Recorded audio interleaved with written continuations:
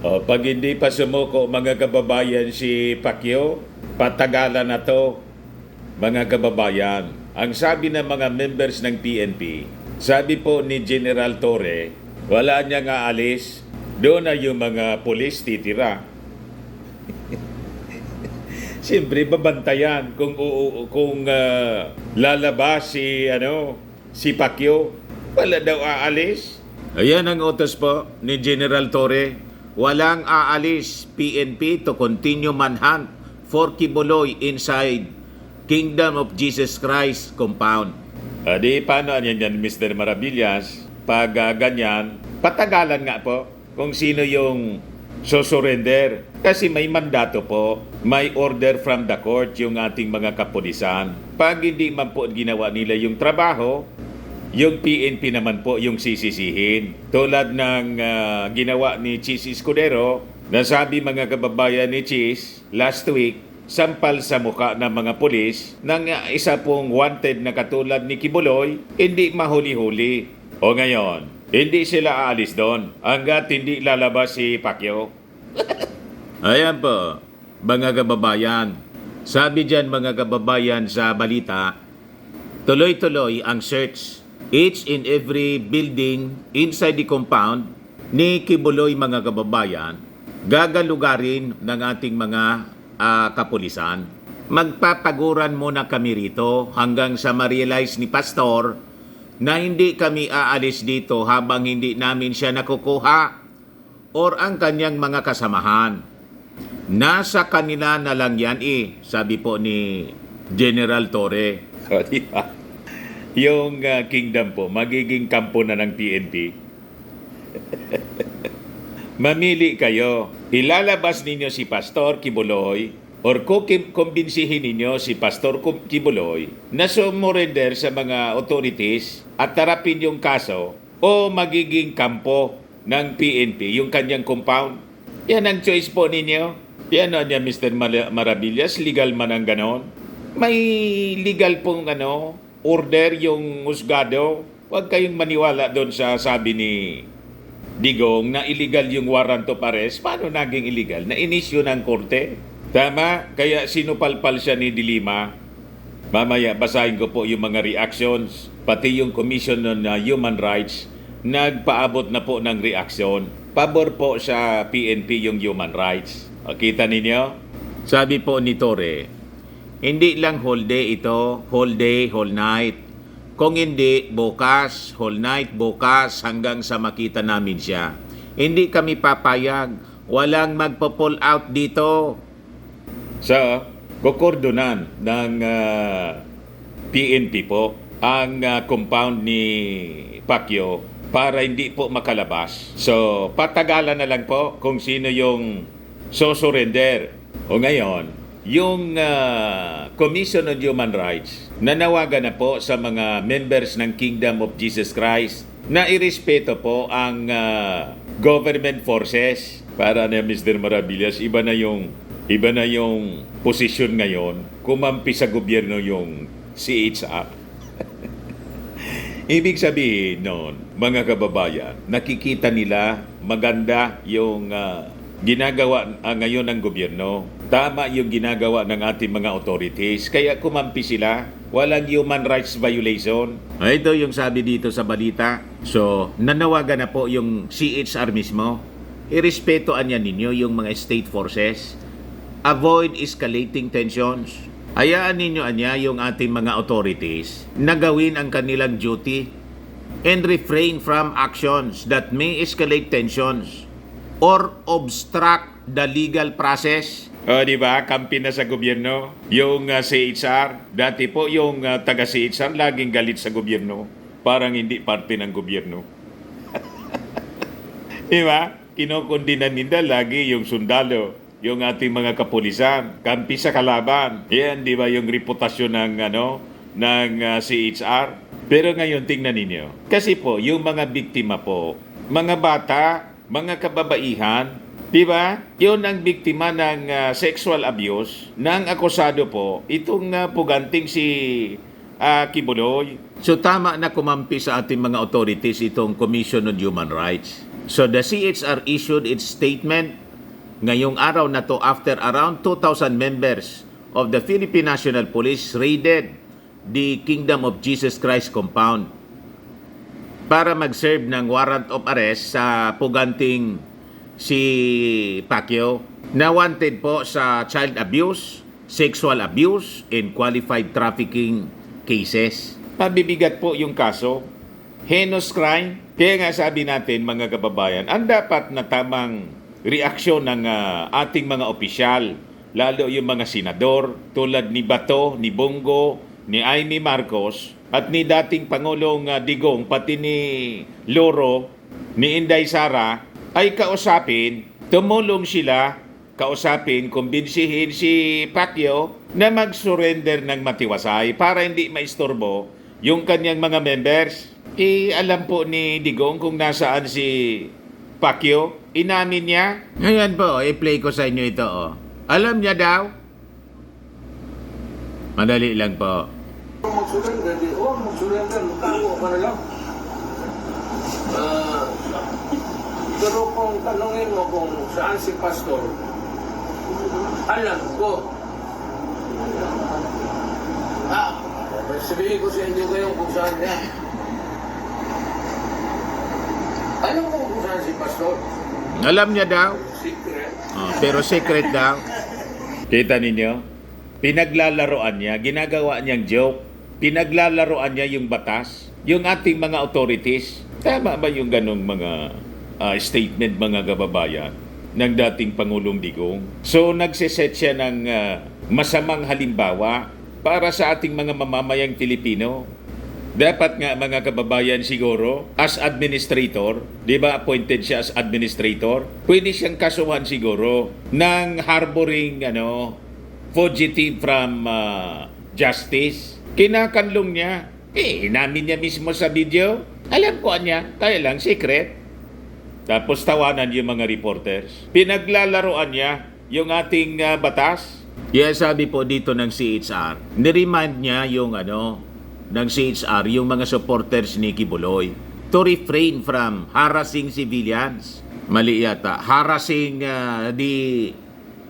yung PNP mismo. Baliktad na nga po yung hinaharas nila, yung PNP who are simply performing their duties. Tama pala, hindi man referring to PNP. Sabi dito, this reminder follows reports that a special investigator from CHR region, yung galing pala sa kanila, CHR Region 11, was threatened and harassed by some members ng Kingdom of Jesus Christ.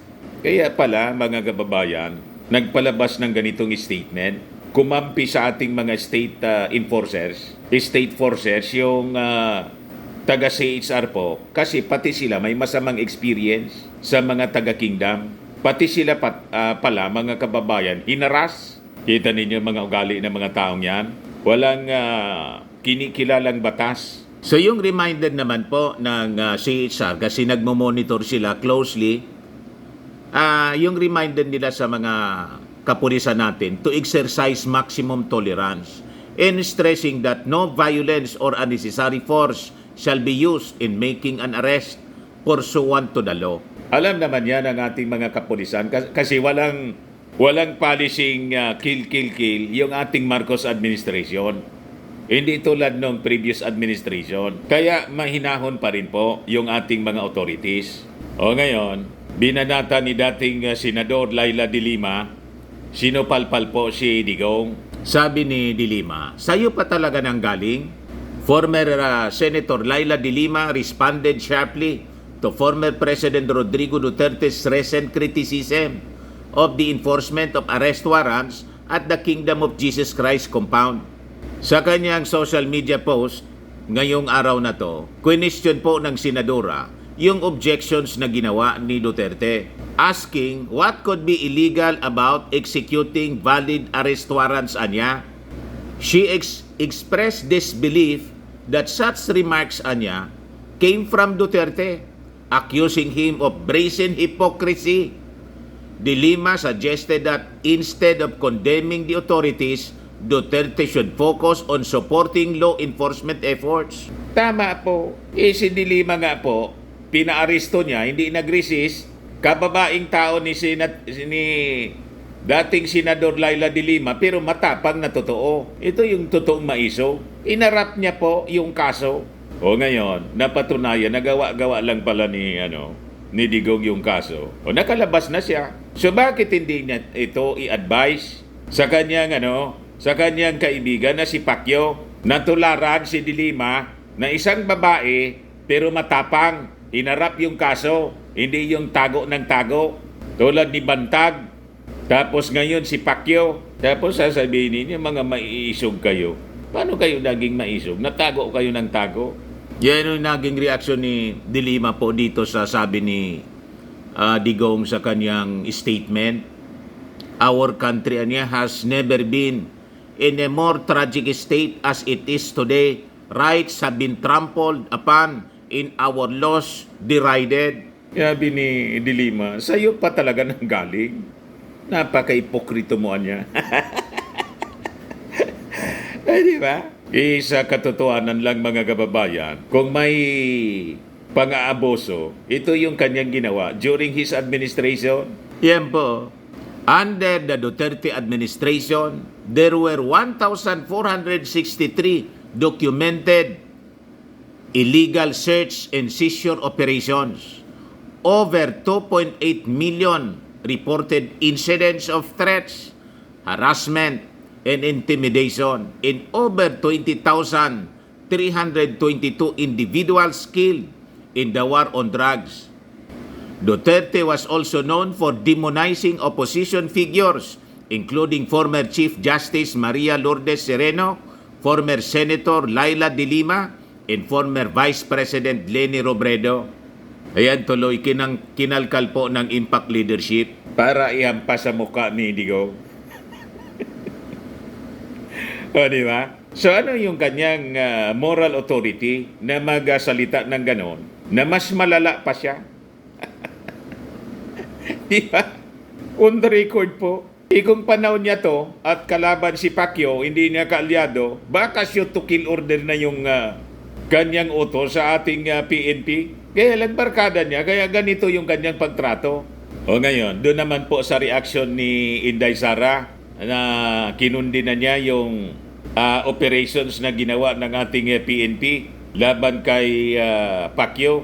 Sabi dito, pag-interest ng Pilipinas, didma lang. Sabi ni Atty. Barry Gutierrez, yung dating spokesman po ni Leni Robredo. Sabi diyan, Atty. Barry Gutierrez criticized the Duterte family for being quick to speak out when defending their own interest or those of their allies but remaining silent on broader national issues. Sa post mga kababayan sa X, yung dating Twitter, ngayong araw na to, Gutierrez highlighted the contrast between their vocal defense in specific cases and their perceived indifference to wider issues affecting the country. Si Vice President Sara Duterte anya, mabilis na kinundi na yung police actions at the Kingdom of Jesus Christ compound, describing the alleged use of excessive force as a gross abuse of power. She emphasized the violation of citizens' rights, including the alleged harassment of worshippers in the mistreatments of minors. Former President Rodrigo Duterte also expressed sympathy for the KOJC members, characterizing the incident as a tragic example of political harassment and a stain on the integrity of the involved authorities. Sabi po ni Barry, ang bilis magsalita ng mga Duterte kung ang ipagtatanggol ay ang interes nila at ang mga kaibigan nila, ng mga kaalyado nila. Pero pag interes ng Pilipinas, didma lang. Basag na ang mga kababayan yung mag-ama. O ito pa mga kababayan, sabi rito, isang kaibigan ng pugante. Quoting yung isang kaibigan mga kababayan na libro tungkol sa kwago at loro. So hindi man po kaibigan ng kwago yung luro, kundi ang kaibigan pala ng luro yung pugante.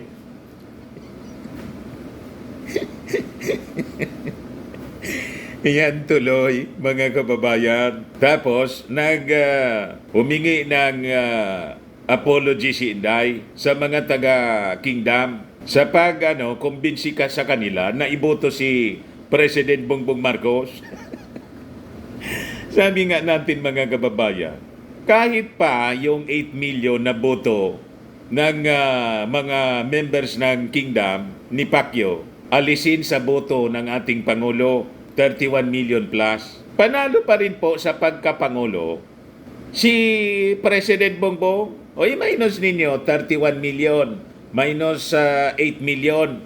Kumbaga 8 million ang members nila. Baka yung 8 million na members, hindi man lahat yan butante. O sabihin na natin, i-assume na natin, lahat butante. 23 million pa, mga kababayan, ang magiging boto ng ating Pangulong Bongbong. Panalo pa. Ang nakuha ni Leni Robredo, halimbawa, hindi si Bongbong ang kanilang binoto, kundi si Leni, kasi siya yung number 2 na nakakuha ng pinakang mataas na boto. 14 million kay Leni, plus 8 million na galing halimbawa sa Kingdom. 14 million plus 8 million. 22 million, lamang pa, mga kababayan, ng 1 million votes, yung ating Pangulong Bongbong. Kaya huwag kayong manumbat. Kahit anong gawin nating matiks-matiks, panalo yung ating Pangulong Bongbong Marcos. At ang nagpanalo, naging presidente si Digong in 2016 dahil po sa mga Marcoses. Tinulungan po ni Amy Marcos si Digong. Kaya yung mga Marcos supporters, ibinoto si Digong. Naintindihan na ninyo? So pinapamuka ninyo na walang utang na loob yung mga Marcoses sa mga Duterte. Anong walang utang na loob yung mga Marcos? Kayo yung walang utang na loob. Kasi never ang mga Duterte, mga kababayan, makakaupo, makakaapak sa palasyo kung walang Marcos. Hindi man sila kilala. Marcos lang ang kilala, mga kababayan, sa buong mundo, sa buong Pilipinas. Kasi umupo yung tatay ni Bongbong for 20 years at may mga Marcos loyalist. Yung mga Duterte po, sa Davao lang po sila kilala. Nakilala sila kasi sinuport ni Super Ate. Mali po yung mga assumption ninyo, mga panunumbat ninyo. Pasalamat na lang si Inday nanalo as Vice President. Bakit? Yung 32 million niya na boto, 31 million yan, mga Marcos supporters. Yung excess po, yun man lang ang DDS. Ngayon nga 16% na lang. Yung mga Duterte, 36% ang Marcos. Napakalinaw po. So ang dapat na tumanaw ng utang na loob, yung mga Duterte. Tama pa? Mali yung mga paniwala ninyo. Balikan natin itong sabi rito sa Impact Leadership na isang kaibigan ng pugante. Sabi diyan, Vice President Sara Duterte strongly condemned the recent police actions sa compound po ni Pacquiao for alleged excessive use of force and violations of citizens' rights. Tapos sabay, mga kababayan, sabi niya, hindi ko rin maiwasang matanong sa sarili ko kung ang paggamit ba ng di pangkaraniwang puwersa at di makatarungang pag-aabuso sa ordinaryong Pilipino upang maipatupad ang naturang warrant of arrest ay dahil sa ang akusado ay isang kilalang Duterte supporter. So binigyan niya ng kulay politika kasi pinipuwersa daw kasi kalyado nila, ginagamitan ng puwersa. Siyempre, kailangan gamitan ng puwersa. Ma-impluensya po ang akusado. Paano hindi gamitan ng puwersa? At kahit hindi ninyo kaalyado, yung Tebes nga po, kaya tumakas sa palabas ng bansa, ginamitan ng puwersa. Tumakas, pero inabol pa rin ng ating mga authorities gamit yung Interpol. Kaya hindi totoo po na dahil kaalyado ninyo, para hindi na po gumamit ng puwersa, kasi sa pag-execute po ng ganitong warrant of arrest, lalo kilala at ma-influensya mayaman, napakalinaw yung pakiusap po ni General Torre, isurrender ninyo. Tumulong kayo sa pagkumbinsi kay Pacquiao na isurrender niya yung kanyang sarili. Tularan si Dilima. Hinarap yung akusasyon laban sa kanya. Yun ang tamang advice. So pinasokan niya ng politika dahil daw sa kilalang supporter ng mga Duterte. Kaya nais ko ring humingi ng kapatawaran sa lahat ng miyembro, deboto at bumubuo ng Kingdom of Jesus Christ sa pagikayat at pakiusap ko sa inyong iboto si Bongbong Marcos. Hindi na niya tinawag na President Bongbong Marcos Jr. Si Bongbong Marcos Jr. noong 2022, naway mapatawad ninyo ako. You deserve better. Filipinos deserve better. So ang ibig sabihin niya nung Filipinos deserve better, you deserve better daw, dapat siya na yung gawing acting president, sabi ni Harry Roque. Kasi mas better daw siya kaysa sa ating Pangulong Bongbong. Kasi yung ating Pangulong Bongbong Marcos, ang label nila, bangag, adik, huwag kami inday. Pang sarili ninyo yung inyong mga iniisip. Maghintay kayo ng 2028. At malayo man yung inyong kalibre kaysa sa ating Pangulong Bongbong Marcos. Yung hearing nga sa Senado, hindi ninyo masagot ng maayos. Dinadaan ninyo sa tantrums at mga salitang foul. Tapos sasabihin mo, Filipinos deserve better. Sino yung better? Kayo? At saka, sabi nga natin kanina, kahit hindi bumoto, hindi mo kinumbinsi yung mga taga-kingdom, malinaw, panalo yung ating Pangulong Bongbong Marcos. 8 million daw yang mga members ni Pacquiao. 31 million plus yung boto ni PBBM. Minus 8 million na members ng kingdom.